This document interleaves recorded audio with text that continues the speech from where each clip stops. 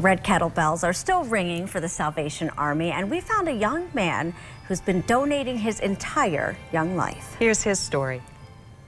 I started ringing the bells when I was 3 years old, when my grandpa invited me to do it with him. And he was like, come with me and let's go ring a bell. And so I did it, and it was really nice. And I gave out some candy canes, and people started giving money, and I saw how it could really help our community. I work for my dad sometimes at his work, and I load furniture and cars and do things that he needs me to help with.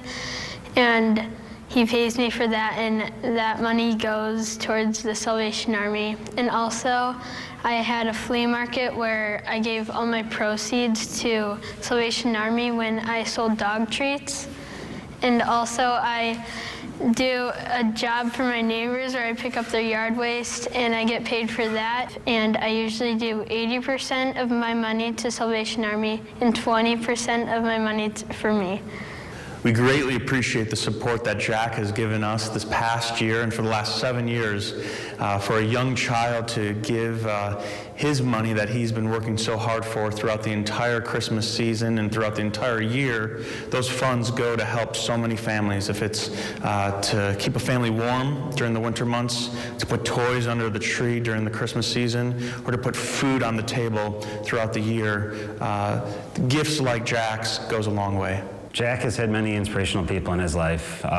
From his grandparents, they've taught him to give back to community and I guess what the community means.